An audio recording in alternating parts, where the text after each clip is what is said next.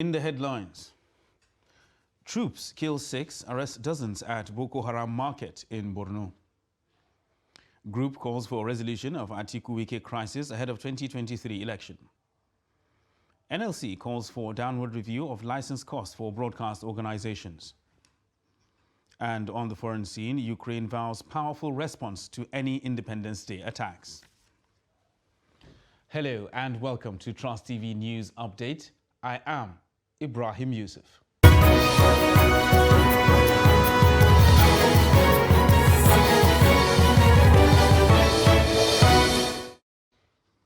Hello and welcome once again. Troops of the 21 Armored Brigade in Bama have reportedly killed 6 Boko Haram insurgents during a raid on an illegal market established by the terrorists in Bama local government area of Borno State.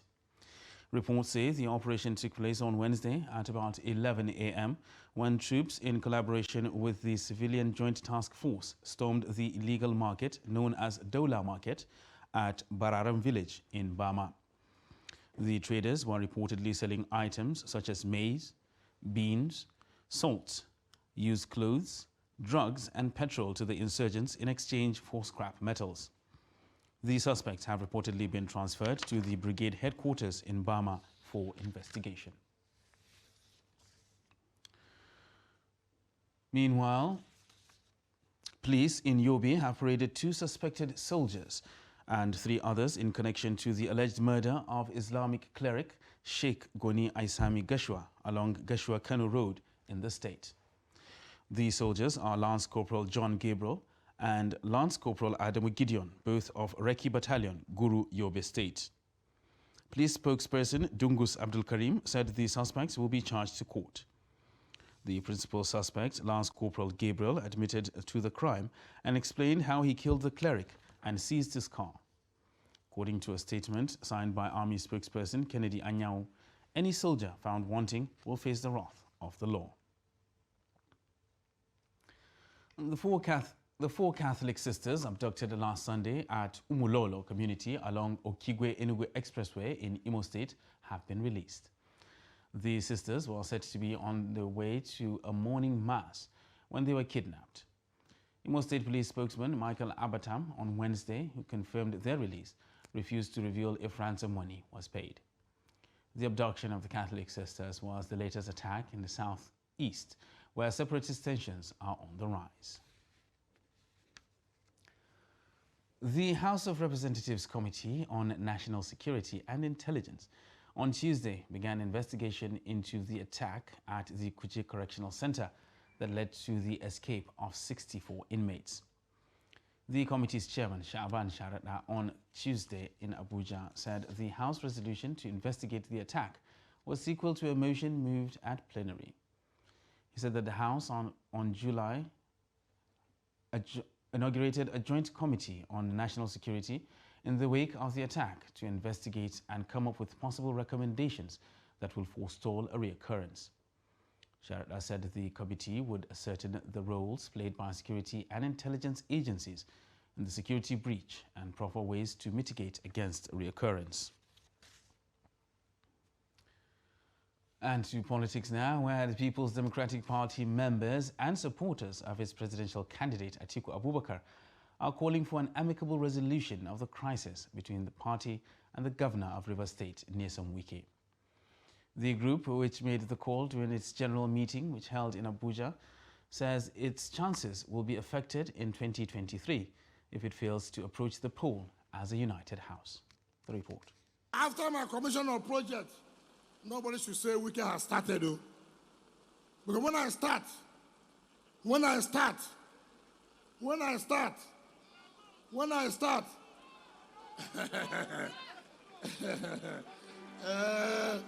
I've been on my own. They are looking for trouble when there's no trouble. As the crisis in the People's Democratic Party brews, party loyalists and other faithfuls have expressed worry over the chances of their party in the general election. These supporters are no different. To be honest, in life, there has to be conflict. in every organization. All we hope for is that it is resolved amicably. You see, the truth about life is if there is no conflict, then it means you are not even living life the way it should. They are, however, optimistic that the crisis will be resolved before the commencement of presidential campaigns. Your tongue, there's this saying in Hausa, harce da haƙori, have misunderstandings sometimes, and I'm sure this is one of them, but we are hopeful that it will be resolved very soon. Everything is being done, and we also are appealing to both parties to please sit on the table and resolve this. The Director General of the group, who spoke to journalists on the sidelines of its general meeting, explained that it will not be business as usual in the general election, as vote buying would be difficult to perpetrate. I don't think that vote buying will sell at this point, because with the security that have gathered already, if you are trying to do that, you'll be caught, and once you're caught, you know what it is. So I am advising anybody planning a fraud for that to please disengage from it, because it will not take you anywhere. Mrs. Dike also called on women to actively participate in determining Nigeria's next set of leaders. I encourage all the women and the youth to ensure that they have their PVC. That is your power, and that is what will tell who you become tomorrow. Because if you vote for a candidate that will show you the way or teach you where you will fish, then you've made it in life, not a principal that will give you fish. Tomorrow you start looking for another one. They are, however, confident in the chances of their flag bearer Atiku Abubakar and pledge to work for his victory in the election. Sagir Ibrahim reporting for Trust TV. And presidential candidate of the Labour Party, Peter Obi, on Tuesday, met with leader of Afenifere, Ayo Adebanjo, and members of the South and Middle Belt Leadership Forum. In a tweet about the event, the former Anambra State Governor also noted that the national leaders of the Labour Party and other stakeholders were present at the meeting. Although the agenda of the meeting was not disclosed, it is almost likely to be about the 2023 general elections. Reports say Adebanjo and the South and Middle Belt Leadership Forum have been critical of both the All Progressives Congress and the People's Democratic Party and may consider backing Obi for president. Vice President Yemi Oshibanjo, for the first time on Wednesday, physically attended the Federal Executive Council meeting at the council chambers of the State House, Abuja, after a successful surgical operation on July 16th at a private hospital in Ikeja, Lagos. He underwent the surgery after a fracture to his leg, an injury he sustained while playing squash. Osinbajo, who was discharged on July 25th, has been recuperating at home and attending official functions virtually. The Vice President was welcomed by ministers and presidential aides at the Federal Cabinet meeting, presided over by President Muhammadu Buhari. Also in attendance at the meeting were Secretary to the Government of the Federation, Boss Mustafa, Chief of Staff to the President, Professor Ibrahim Gambari, and the National Security Advisor, retired Major General Babagana Mungunu. Ministers attending physically include Information and Culture, Lai Mohammed, Attorney General and Minister of Justice, Abubakar Malemi, Federal Capital Territory, Muhammad Bello, Communications and Digital Economy, Isa Pantami, among others. Head of Service of the Federation, Dr. Folashade Yemiesong, and other ministers are participating online in the weekly council meeting from their various offices in Abuja. And to health matters, where the Nigeria Center for Disease Control, NCDC, has said that a total of 3,610 suspected cases of cholera, including 91 deaths, have been recorded in 31 states this year. The Director General, NCDC, Ifedayo Adetifa, disclosed this Tuesday during a ministerial press briefing by the Ministry of Health. He said of the suspected cases since the beginning of the year, the age group less than 5 years was the most affected age group for male and female.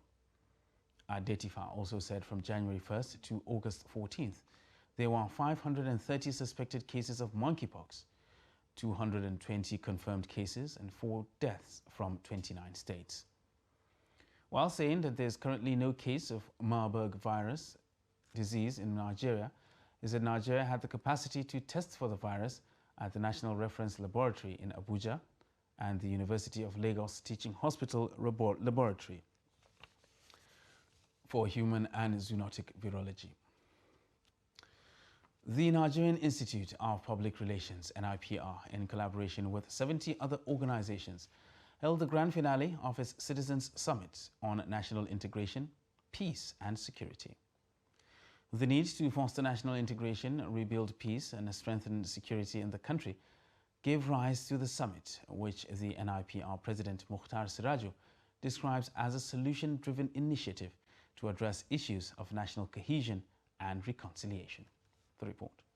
The conference is designed to bridge the widening trust gap between the leaders and the citizens, as well as amongst the citizens, through promotion of national integration and enhancement of cross-country peaceful coexistence. Chairperson of the summit, Dere Awoshika, in a keynote address says the glue that bands nation together is national integration.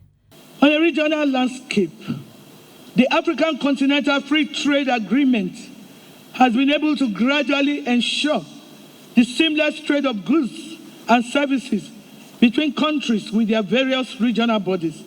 It is my utmost belief that a similar system needs to be put in place within the country.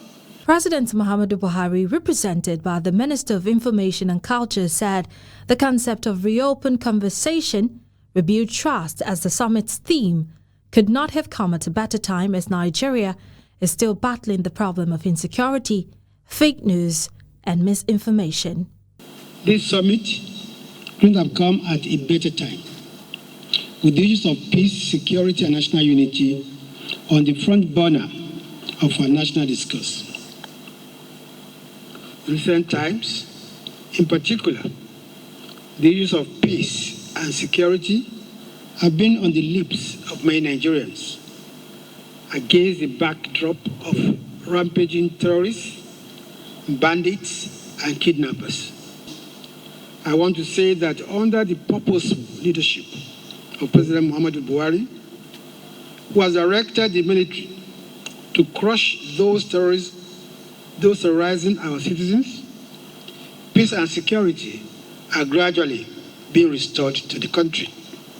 The chief host and minister of the Federal Capital Territory, Mohammed Bello, said the NIPR is in a critical position to push the message of peace and national integration to Nigeria. These challenges, as daunting as they may seem, are certainly not insurmountable, and it's common knowledge that the administration of President Muhammadu Buhari has displayed a strong and unwavering commitment in resolving them, particularly in our indivisibility as a nation.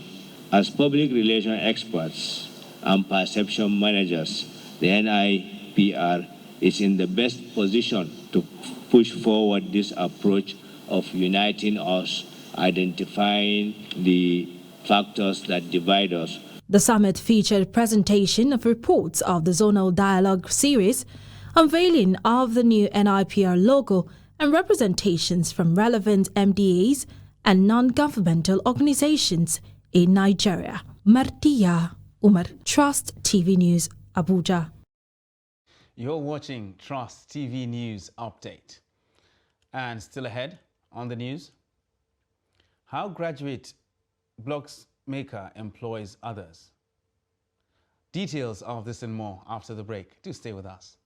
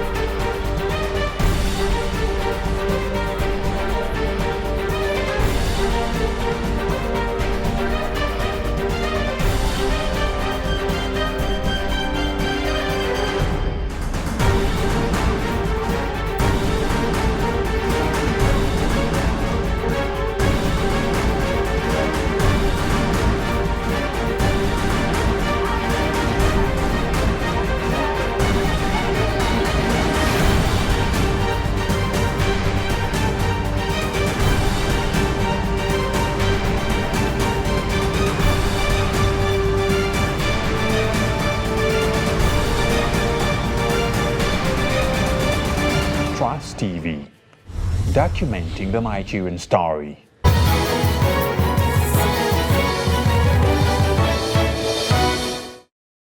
Welcome back, and thanks for staying with us on Trust TV News Update.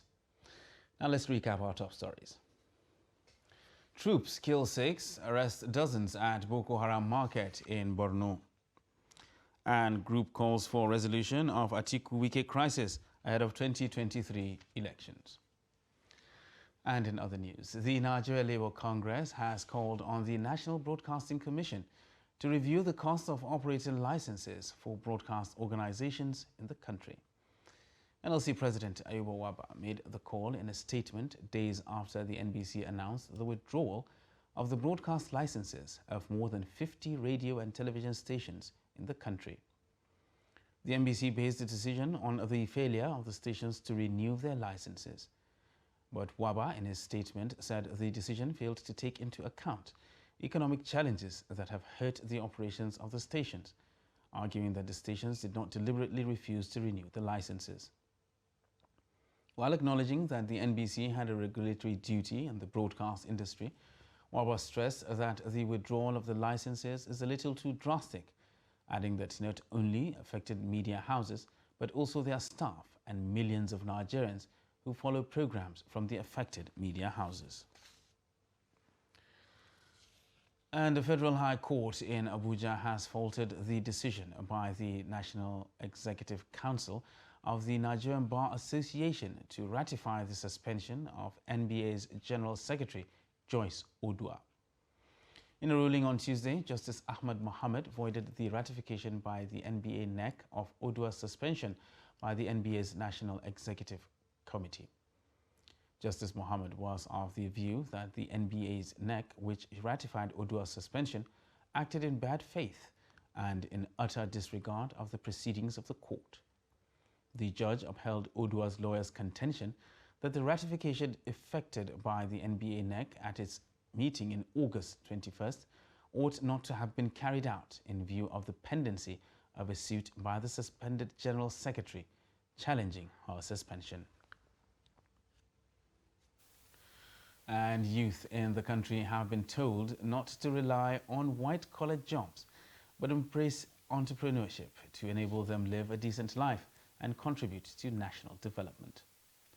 The advice was part of a chat Trust TV's Kabir Lawal had when he met a graduate who makes blogs as a means of livelihood. The report.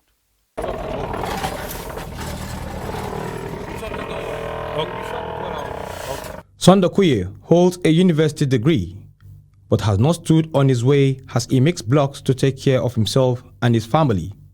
His decision to venture into the trade is as a result of economic situation of the country, where white-collar jobs for the ordinary Nigerian are gradually becoming extinct.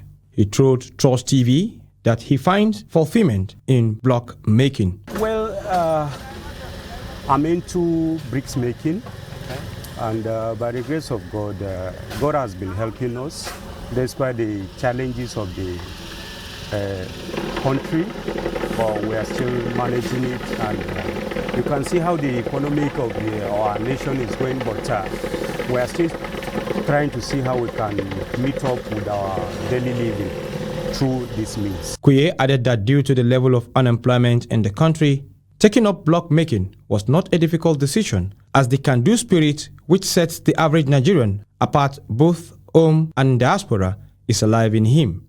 So many challenges. You know, as an undergraduate then, it wasn't really easy. You know, joining my studies together with incoming business like this, it was not easy. It was not really easy. I could go for lectures. I have to, look up to the workers, because one thing with this work, once you are not there, the workers do whatever they want to do, because they are after their money, and that is just the truth. They are after their money, but you just have to give them a close supervision, and without that, you are bound to lose a lot. Sandakuye further stated that apart from making a living from the trade, he now employs other youths. He called on the government and public-spirited individuals to invest in the future of the youth to make them self-reliant. Kabir Lawal, Trust TV News, Abuja. The federal government says Nigeria produces 2,000 to 3,000 doctors annually, disregarding the brain drain attributed to the medical sector in the country. However, some stakeholders refuted the claim, stating that Nigerian health system is struggling with scarcity of health professionals. Christiana Amodu tells us more in this report. The Minister of Health, Dr. Osagie Hanire, has disregarded the claim of brain drain in the medical sector, stating that Nigeria has enough medical doctors to cater for its growing population. The minister further said the federal government is working to replace doctors who have left the nation or have resigned. He said the country is producing up to 2,000 to 3,000 doctors every year in the country, and the number leaving is less than 1,000. Reacting to the minister, the chief executive officer of NOI Polls, Dr. Chike Wangu, in an interview with Trust TV, said the country does not have enough doctors to meet the health demands of Nigerians. I'll start with saying it's great that we produce 3,000 doctors on a yearly basis, but it's nowhere near enough. We're a very large country, and based on WHO requirements, we're supposed to have 1 doctor to 600 people. At the moment, we have about one doctor to 4,000 to 5,000 people, so we still have a lot to go. And statistically, for us to be able to meet the WHO standards, we need to be producing 10,600 doctors on a yearly basis. So 3,000, 10,600, we still have a long way to go, and this is coupled with the fact that we have doctors emigrating on a daily basis. Dr. Wangu further called on the government to address challenges belaboring the sector to increase economic productivity. To start with, health is wealth. Let's not make mistakes about that. For you to be able to move your economy, you need to have a healthy population. To buttress this, the indices of development are usually things around health indicators, mortality rate, under 5 mortality rate. That's what you use to measure development of a society. So you can't address the economy of society without addressing the health sector first. And then we are losing professionals, trained doctors on a daily basis. This is going to leave us at a point where we will never be able to have enough doctors to cater to our population, and we won't be able to achieve our full potential and be able to improve our economy. We need to find a way to retain our doctors in as much as we're still trying to produce more for us to be able to move our economy forward. It's as simple as that. According to estimates by the United Nations Commission for Trade and Development, each African professional lost to other countries represents a loss of $184,000. Experts therefore believe it is unequivocally important to nip this scourge in the bud. Christiana Amodu Otinya, Trust TV News. The ambassador of the People's Republic of Trinidad and Tobago to Nigeria, Wendell Delandro, says his country is ready to expand trade and gas development relations with Nigeria for economic benefits. Delandro made this known during the commemoration of the 60th independence anniversary of Trinidad and Tobago in Abuja. The news agency of Nigeria reports that the year-long celebration is with the theme and hashtag #Together60. According to Delandro, Trinidad and Tobago and Nigeria share similarities in rich culture and natural resources, which could be properly harnessed and traded for mutual benefit. The Director, Regions Ministry of the Foreign Affairs, Ambassador Tunde Mustafa, congratulated Trinidad and Tobago on the economic achievements it has recorded in the past 60 years and assured of Nigeria's commitment to strengthening its relationship with Trinidad and Tobago. Culturally is one of my pet things is that we have our gas development, whereby we have an industrial estate that we started way back in '79 using our gas. I know for a fact that in the south, in Port Harcourt, Elsa, Rivers, the states that have the oil, they are flaring gas. That is sacrilege to me. And that's one of the things that in fact, when I came here in 2018, I spoke to the Nigerian Gas Association about it. We brought up people to show Nigeria what they can do with this flare gas and provide. In fact, right now they're flaring probably half to 3/4 of an LNG train. I think it's 700 million cubic feet of gas being flared. One train is 1.8 million cubic feet. Nigeria has 6 trains. I think they're working on the 7th one. We have 4. So we are utilizing our LNG, our gas, compressed LNG, and resell.